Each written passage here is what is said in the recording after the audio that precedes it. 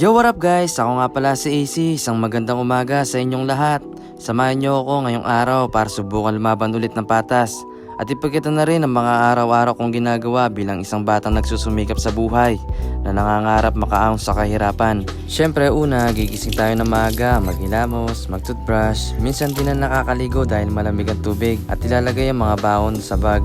Dahil paggising ko nakahanda na lahat yan. Maaga kasi nagluluto si mama para sa mga baon namin. Thank you ma sa lahat ng mga sakripisyo sa amin. Dahil nakahanda na lahat, papasok na ako sa trabaho. Para sa akin, sa tagal ko na sa construction, 13 years old pa lang, sabak na ako sa trabaho. Ang pinakamahirap talaga yung paggising sa umaga. Nabibitin mo yung masarap mong tulog para lang makapagtrabaho. Kaya totoo yung mahirap maging mahirap. Kaya ikaw na nanonood, pag sumikap ka na hindi habang panahon nasa mabit ka sitwasyon sa buhay. At hindi rin pwede na hindi tayo dadaan sa gasoline station para magpagas. Nasa tansya ko kasi nasa 15 kilometers magmula sa bahay hanggang sa trabaho na baka mabitin tayo ng gas sa daan. Mahirap na dahil nasa loob ng NCC ang daanan na walang nagbibenta ng gas, kaya no choice, talagang magpapagas ka.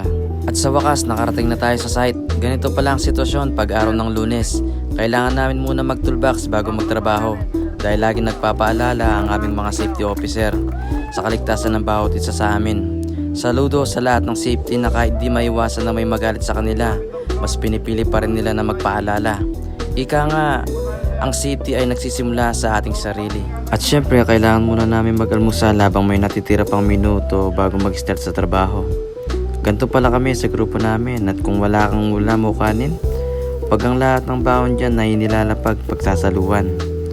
Ganito kasaya sa construction, talagang mahuhubog ka sa pagkikisama.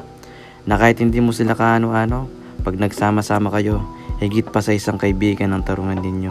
Nagbubuhos pala kami ng dampa dyan guys, nadadaanan ng mga kable ng kuryente. Dahil natapos na lahat ng mga pormahan, pinabuhos na lahat ni engineer dahil natagalan din sa mga mixer. Nag-straight time kami kahit sobrang init at gutom na rin. Pero kailangan tapusin talaga guys. Shoutout pala kay Foreman Arwin Navaristo. Habang iniintay yung mga mixer, hindi talaga may iwasan na idadaan na lang sa biruan yung mga gutom at pagod nila guys. At kaya pa naman dahil nagagawa pa nilang magbiro. Magkata ko. Ano? Lalagyan mo tayo. San Michael, lalagyan mo Napalayo, napalayo. pusit. Pusit. Napaka naman, pusit.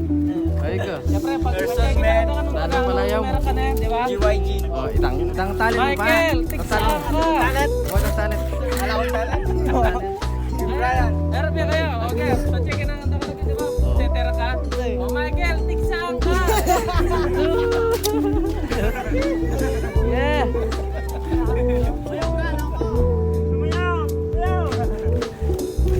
Oh, gawin. Oo. Magaling yan, magaling yan. Lalo ni Brian, ang yung talent. Sige pa. Brian, ang yung talent. Yan, Bri. Oo.